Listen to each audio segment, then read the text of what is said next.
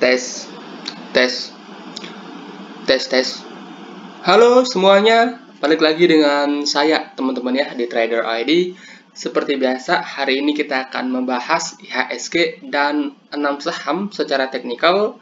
Dan sebelum lanjut ke pembahasan, disclaimer on dulu, karena video ini bukanlah ajakan untuk membeli maupun menjual suatu saham tertentu ya, ini murni adalah analisa saya pribadi.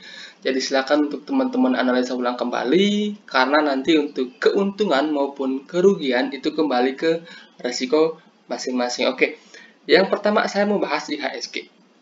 IHSG hari ini sesuai dengan analisa kita kemarin ya, yang dimana kita kemarin bilang kalau hari ini itu IHSG besar kemungkinan hijau teman-teman ya, dan hari ini IHSG itu naik 0,43%, ditutup di level 6839 dengan transaksi yang hampir mencapai 10 triliun, artinya meningkat ya dari transaksi yang kemarin. Nah, IHSG sendiri hari ini rebound ya, rebound dari support. Ada potensi IHSG soon or later akan nutup gap di 6870-an ya. Di sini ada gap kecil yang ditinggalkan. Jadi gap ini ada potensi untuk ketutup terlebih dahulu. Nah, untuk pilihan sahamnya itu nggak banyak teman-teman ya. Yang menurut saya masih oke itu consumer goods. Walaupun hari ini consumer goods rata-rata turun, itu penurunannya menarik teman-temannya, low volume. Ya, kalau untuk support teman-teman bisa manfaatkan untuk koleksi. Nah, selain itu hari ini ada sektor properti yang rebound dari bottom ya, teman-teman juga bisa masukkan ke watchlist untuk saham-saham properti. Kemudian kalau dari sektoral lain itu mix ya, ada yang sahamnya naik, ada yang turun teman-teman. Jadi belum terlalu menarik buat diperhatikan. Nah, untuk saham yang pertama akan saya bahas BRIS. BRIS ini sebenarnya udah saya bahas 2 hari yang lalu atau 3 hari yang lalu ya, saya lupa sih. Nah, BRIS ini menarik teman-teman ya. BRIS ini menarik yang dimana sebelumnya kemarin itu BRIS close tepat di areal buy ya, kotak kuning yang kita gambar sebelumnya ya, kotak kuning yang kita gambar 3 hari yang lalu kalau nggak salah ya.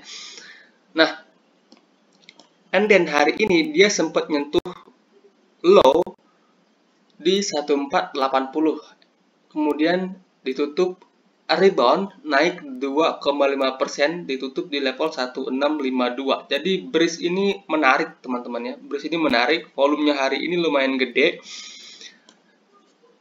Jadi buat teman-teman yang maybe hari ini ada yang entry BRIS ini layak buat di hold teman-teman ya. Nah, buat teman-teman yang belum sempat entry,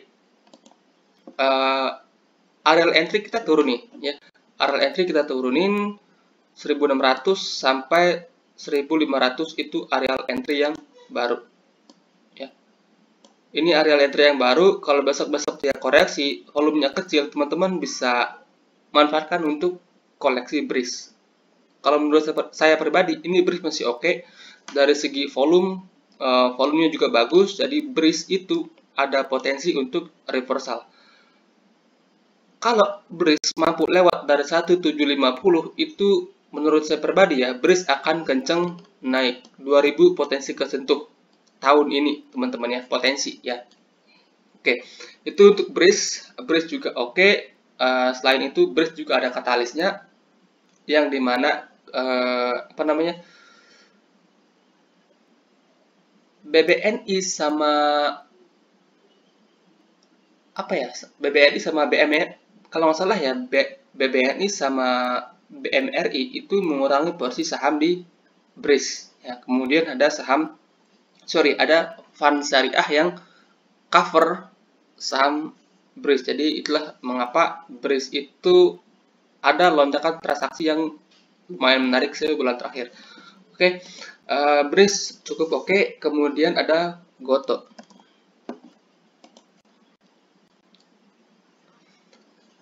GOTO ini juga udah pernah kita bahas 3 hari yang lalu, dan menurut saya pribadi Ya, Goto ini masih cukup menarik ya. Buat saya Goto ini masih cukup menarik. Nggak tahu teman-teman ya kenapa.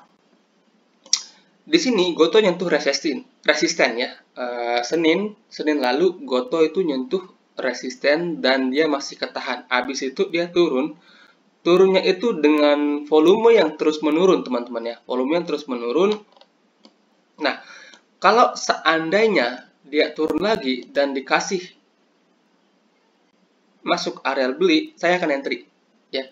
Goto saya akan entry kalau dikasih range 110 sampai harga 100. Menurut saya pribadi di harga ini risk to reward ratio untuk saham Goto itu menarik teman-teman ya. Nah, kalau teman-teman mau beli di harga sekarang itu atur porsi teman-teman ya. Semisal teman-teman mau entry saham Goto 10 juta, kalau teman-teman mau entry di harga sekarang porsinya kecil ya. Misalnya 2 juta dulu, kemudian sisanya lagi entry agak bawahan kalau Goto turun. Nah, kalau seandainya di sini Goto rebound dan break dari 130, Goto itu potensinya lumayan menarik ya. Kalau menurut saya pribadi ya. Dari segi transaksi sebulan terakhir transaksi di Goto itu ada peningkatan yang bisa dibilang lumayan teman-teman dibandingkan dengan bulan-bulan sebelumnya. Jadi Goto technically menurut saya lumayan oke dan masih cukup menarik buat teman-teman perhatikan. Kemudian ya saham berikutnya adalah DRMA. Ini saham hari ini break resisten ya dengan volume yang menarik teman-teman ya. Ini volumenya menarik. DRMA sendiri masuk ke porto investasi saya teman-teman. Jadi DRMA rutin dari tahun lalu saya beli tiap bulan ya sedikit-sedikit. Itu porto investasi buat saya. Kenapa? Alasannya saya sudah pernah share sebelum-sebelumnya. Karena menurut saya prospek dari DRMA ini cukup menarik.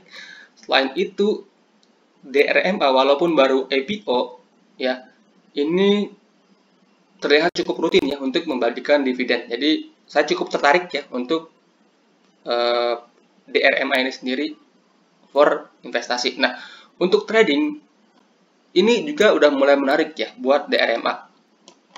Hari ini kalau kita perhatikan dia break resisten, ini ada candle full ya Marubosu dengan volume yang jauh meningkat dari hari-hari sebelumnya. Ya, kalau kita perhatikan hari ini DRMA itu break 700 ya. Ini ada resisten kuat di sini yang sebelumnya udah beberapa kali coba dilewati tapi gagal dan hari ini di break dengan volume yang oke. Nah, kalau seandainya ini koreksi, teman-teman bisa manfaatkan untuk beli DRMA. Area beli di mana dari 700 sampai 680 teman-teman bisa manfaatkan entry DRMA di area ini teman-teman. Menurut saya ini cukup menarik dan cukup layak buat teman-teman perhatikan. Yang dimana kalau seandainya dia turun volume kecil dan rebound di sini, ini potensinya cukup menarik teman-teman. Nah, 800 itu potensi untuk kesentuh oleh DRMA yang dimana di sini ada pattern double bottom dengan bottom kedua yang lebih rendah. Jadi ini saham menarik dan cukup menarik buat kita perhatikan. Oke. So itu untuk DRMA. DRMA cukup menarik dan cukup layak buat teman-teman entry kalau seandainya dikasih koreksi. Nah, kemudian saham berikutnya adalah AGII. AGII hari ini juga menarik teman-teman. Dia juga hari ini break resisten dengan volume yang gede. Ya. Nah, hari ini volume di AGII juga meningkat signifikan ya dari volume-volume sebelumnya, hampir setengah dari volume-volume sebelumnya. Ya. Kalau kita perhatikan AGII, hari ini dia break dua resisten sekaligus. Yang pertama, ya, ini ada resisten downtrend line yang di break hari ini, breaknya dengan volume yang meyakinkan. Kemudian di sini ada cup and handle yang day break. Ya. Ini cup, ini handle.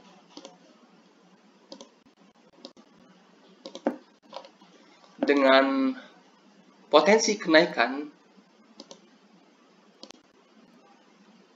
AGII berpotensi sampai 2560-an ya. Ini ada resisten di sini di 2560. Jadi kalau menurut saya pribadi AGII ini cukup menarik ya, cukup menarik. Kalau dikasih koreksi, teman-teman bisa add di sini teman-teman ya.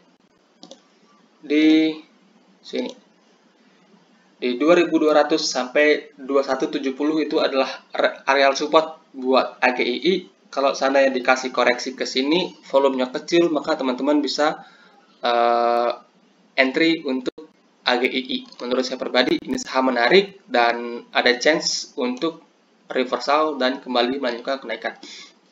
Oke, itu AGII cukup menarik teman-teman ya. Kemudian yang berikutnya ada saham BES. BES ini saham third linernya properti teman-teman ya. Kenapa saya tertarik untuk BES? Menurut saya ini cukup menarik ya. Menurut saya ini cukup menarik. Kalau kita perhatikan BES teman-teman ya, ini tren jangka panjangnya bisa dibilang masih sideways ya. Sideways cukup panjang dari tahun 2020. Ya, dari tahun 2020, kemudian kalau kita tarik sebuah support, di sini ada support kuat di 140-an. Ya. Ini ada support kuat. Tarik lebih panjang lagi, support ini adalah support yang cukup kuat ya. 140 itu support yang cukup kuat untuk saham BES itu sendiri.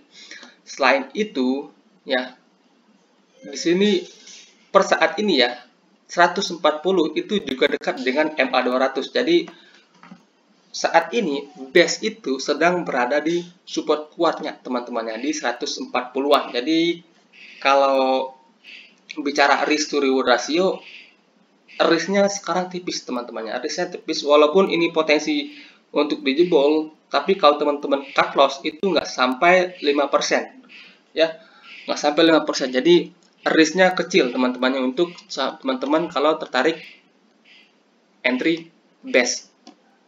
Ya, jadi hopefully dia di sini rebound ya. Kalau dia berhasil rebound, ini BES bisa kembali ke 160-an. Jadi kalau teman-teman tertarik untuk entry BES di harga sekarang udah boleh entry 142 sampai 140 ya. 139 ke bawah teman-teman pakai area cut loss. Ya, kalau dia jebol 139 teman-teman out dulu.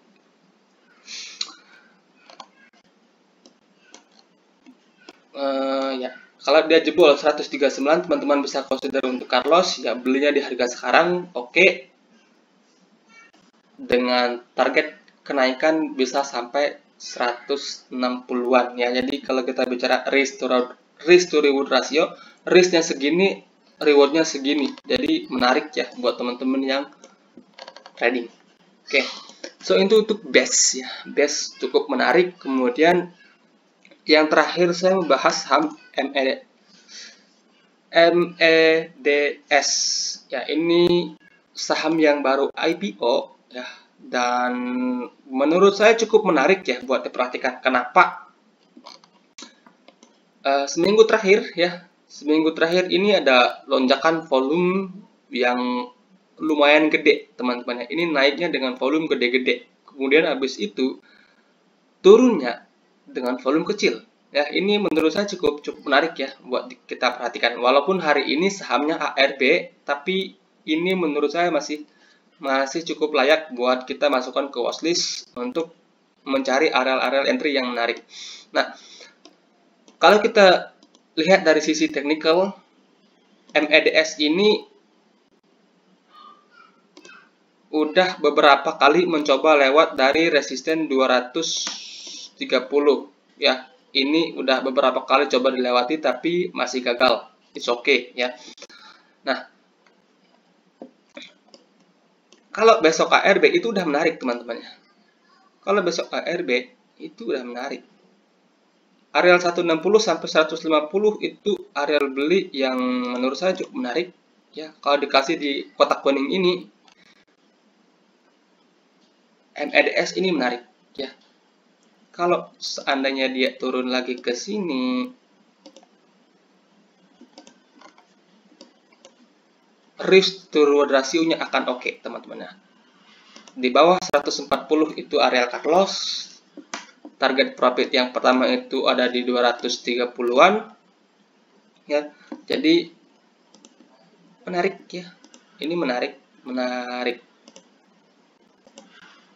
Risk-nya segini, reward-nya bisa segini, teman-teman. Ya, ini untuk reward pertama. Kalau seandainya dia break resisten, MADS ini bisa jauh dan ada potensi ya. Kalau seandainya dia rebound di sini, ini ada potensi inverted head and shoulders yang gede.